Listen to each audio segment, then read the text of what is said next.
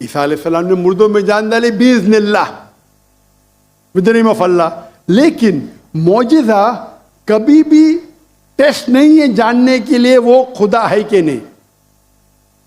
इस्लाम में मौजिज़ा दिया गया था पैगंबरों को, और कई पैगंबरों के पास मौजिज़ा थे,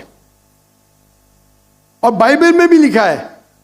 बाइबल में अगर आप पढ़ेंगे, बाइबल में पढ़ेंगे गॉस्पेल ऑफ मैथ्यू चैप्टर 24 कि बहुत से ईसा अलैहिस्सलाम आएंगे, ढोंगी ईसा अलैहिस्सलाम आएंगे जो आपको बेवकूफ बनाएंगे, और will also deceive the elect, अने जो इलेक्टेड लोग हैं, जो 12 अपोस्टल थे, उनको भी बेवकूफ बनाएंगे।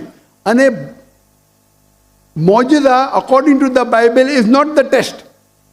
आप समझ रहे, मौजिज़ा करना कोई टेस्ट नहीं कि आप खुदा बन जाते।